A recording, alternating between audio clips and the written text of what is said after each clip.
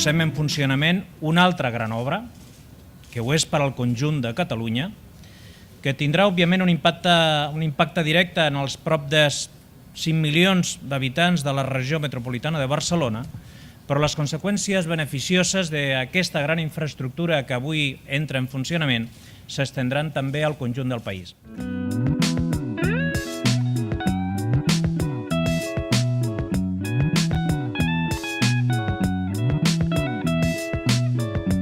La contribución de los fondos europeos al avance de la sociedad catalana es indiscutible.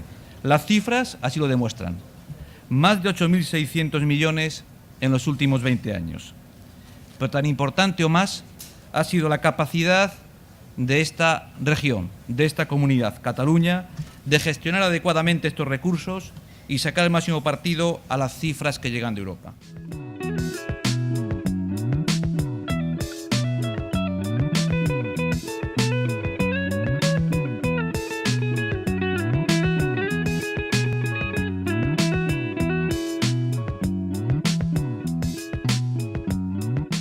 Aquesta planta és per al moment la més gran d'Europa, no? Per consum domèstic. Estem a la punta de llança de la innovació. No? La tecnologia principal és l'osmosis inversa, no?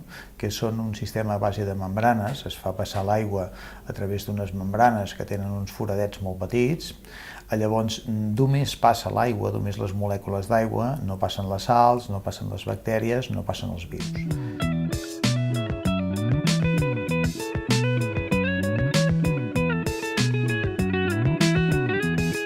La Unión Europea ha aportado el 75% de este proyecto. El proyecto inicialmente aprobado, el presupuesto inicial era de 199 millones y, si no me acuerdo mal, la cifra que ha aportado el presupuesto comunitario vía el Fondo Europeo de Desarrollo Regional y el Fondo de Cohesión ha sido de 149 millones de euros. Es cierto que ahora ya, y con la Unión Europea, España está en una curva descendente en tanto receptor de fondos, pero sin embargo, y voy a insistir de nuevo, si conseguimos presentar proyectos que tengan ese valor añadido, innovación, competitividad y directamente afectando a los ciudadanos, yo creo que una sociedad como la catalana puede seguir beneficiándose. De hecho, nosotros calculamos que en las actuales perspectivas financieras que cubren el periodo 2007-2013 podrían venir a Cataluña unos 1.300 millones de euros.